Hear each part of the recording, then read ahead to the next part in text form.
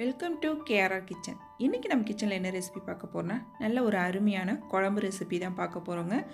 இன்றைக்கி நாம் சைவ கறி குழம்பு எப்படி செய்கிறதுன்னு தான் பார்க்க போகிறோம். அப்படியே நம்ம கறி குழம்பு டேஸ்ட்லேயே இருக்கும், சூப்பராக இருக்கும் டேஸ்ட்டும்.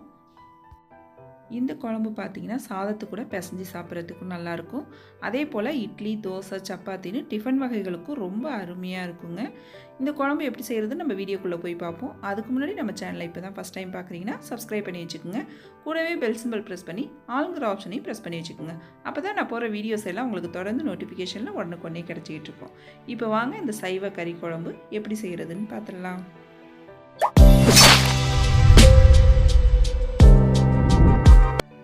இப்போ ஒரு பாத்திரத்தில் 1 கப் அளவுக்கு கடலை மாவு எடுத்துக்கோங்க.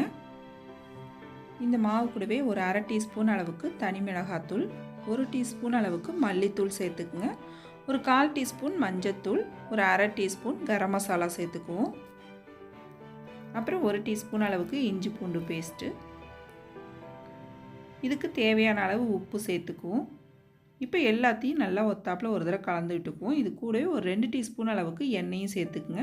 ஃபஸ்ட்டு நல்லா எல்லாத்தையும் ஒத்தாப்பில் ஒன்று கலந்து விட்டுக்குங்க. அதுக்கப்புறம் கொஞ்சம் கொஞ்சமாக தண்ணி தெளித்து கெட்டியான மாவாக பிசையணும். நிறைய தண்ணி எடுத்து ஊற்றிட வேண்டியில்லை.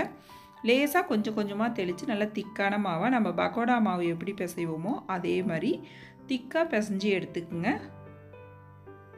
கொஞ்சம் கொஞ்சமாக தண்ணி தெளித்து இந்த அளவுக்கு எடுத்துக்குங்க, திக்காக இருக்கணும். இப்போ மாவு ரெடி ஆகிடுச்சு. இப்போ அடுப்பில் எண்ணெயும் காய வச்சுருக்கேன். எண்ணெய் நல்லா சூடானதுக்கப்புறம் இதை சின்ன சின்ன உருண்டைகளாக இதில் சேர்த்து பொரித்து எடுக்க வேண்டியதான். இதே போல் சின்ன சின்ன உருண்டைகளாக சேர்த்துக்குங்க. இப்போ பகடா எல்லாம் நல்லா சேர்த்ததுக்கப்புறம் அடுப்பை மீடியம் ஃப்ளேமுக்கு மாற்றிக்குங்க. நல்லா மீடியம் ஃப்ளேமில் வச்சு வேக வச்சு எடுத்துக்குங்க. 2 பக்கமும் திருப்பி போட்டு வேக வச்சு எடுத்துக்குவோம். அப்போ தான் பகடா நல்லா உள்ளேயும் வெந்து வரும். நல்லா பகடா செவந்ததுக்கு அப்புறம் நம்ம எண்ணெயிலேருந்து இதை எடுத்துக்குவோம். இதை இப்போ நம்ம இப்படியே சாப்பிட்றதுக்கு டேஸ்ட்டு ரொம்பவே நல்லாயிருக்கும். இன்னும் நம்ம கிரேவி ரெடி பண்ணி அது கூட சேர்த்து சாப்பிடும்போது டேஸ்ட் இன்னுமே ரொம்ப சூப்பராக இருக்குங்க. இதே போல் எல்லா பகடாவையும் நான் பொரித்து எடுத்துக்கிறேன்.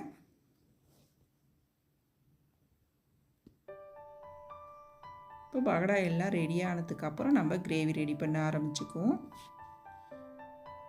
பகடா எல்லாம் பொரித்து எடுத்துக்கிட்டேன். இப்போ கிரேவி செய்கிறதுக்கு ஒரு குழிக்கரண்டி அளவுக்கு எண்ணெய் சேர்த்துக்குங்க. ஒரு கடாயில் 2 பட்டை, ஒரு சின்ன அன்னாசிப்பூ, ஒரு ஏலக்காய், 2 கிராம்பு, ஒரு பிரிஞ்சி இலை, அப்புறம் கொஞ்சமாக கல்பாசி சேர்த்துக்குங்க. இது கூடவே ஒரு அரை டீஸ்பூன் அளவுக்கு சோம்பு சேர்த்துக்குங்க.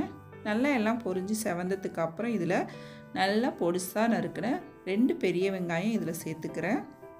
இப்போ வெங்காயம் நல்லா வதங்கி வரட்டும்.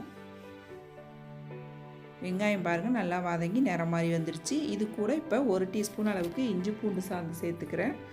இஞ்சி பூண்டு சாந்து வாடை பச்சை வாடை போகிற அளவுக்கு நல்லா வதக்கி எடுத்துக்குவோம். நல்லா வதங்கினதுக்கப்புறம் ஒரு 2 தக்காளி பழம் அரைச்சிட்டு இதில் சேர்த்துக்குவோம். இப்போ தக்காளி நல்லா வதங்கி வரட்டும். நல்லா வதங்கி எண்ணெய் பிரிஞ்சு வரணும். அந்தளவுக்கு தக்காளியை நல்லா வதக்கி எடுத்துக்குவோம்.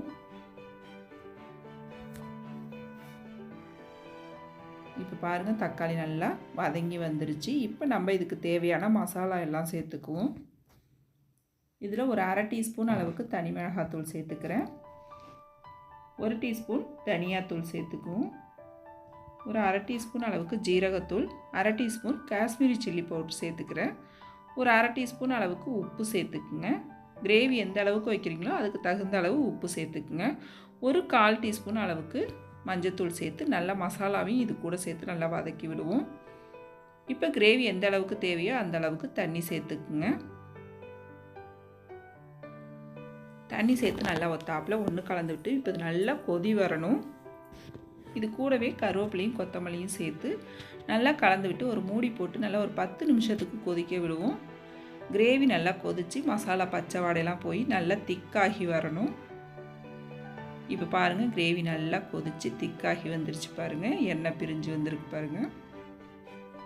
இப்போ இதில் நம்ம பொரித்து வச்சுருக்க பகடாவை சேர்த்துக்குவோம். பகடாவை சேர்த்து நல்லா அதில் மூழ்கிற அளவுக்கு நல்லா ஒத்தாப்பில் கலந்து விட்டுக்குங்க. இன்னொரு 5 நிமிஷத்துக்கு அடுப்பை மீடியம் ஃப்ளேமில் வச்சு கொதிக்க விடுங்க. அப்போ தான் பகடாக்குள்ளே இந்த கிரேவி இறங்கி சாப்பிட்றதுக்கு ரொம்ப சூப்பராக இருக்கும். நல்லா ஒரு 5 நிமிஷம் கொதிக்க வச்சதுக்கப்புறம் பாருங்கள் பகடா நல்லா ஊறி நல்லா சூப்பராக ரெடியாகி வந்திருக்கு நம்மளோட கிரேவியும். இப்போ கடைசியாக இறக்க போகிறப்ப மேலாப்பில் கொஞ்சம் கொத்தமல்லி தழை தூவி இறக்க வேண்டிதான். அவ்வளோதான், நம்மளோட சைவ கறி குழம்பு ரொம்ப சூப்பராக கமகமன் வாசனையோடு ரெடி ஆகிடுச்சிங்க. டேஸ்ட்டு அப்படியே நம்ம கறி குழம்பு சாப்பிட்ற மாதிரியே இருக்கும். ரொம்ப அருமையாக இருக்குங்க. இது எல்லா வகையான சாப்பாட்டு கூடயும் சாப்பிட்றதுக்கு ரொம்ப பொருத்தமான ஒரு சைட் டிஷ் ரெசிபிங்க. நீங்களும் இந்த ரெசிப்பியை ட்ரை பண்ணி பாருங்கள். ட்ரை பண்ணி பார்த்துட்டு எப்படி இருக்குன்னு எனக்கு கமெண்ட் பண்ணுங்கள். என்னோட இந்த ரெசிபி பிடிச்சதுன்னா லைக் பண்ணுங்கள், ஷேர் பண்ணுங்கள். மறக்காமல் நம்ம கேஆர்ஆர் கிச்சனை சப்ஸ்கிரைப் பண்ணி வச்சுக்கோங்க. நாளைக்கு வேறொரு ரெசிபியோடு சந்திப்போம். தேங்க்ஸ் ஃபார் வாட்சிங்.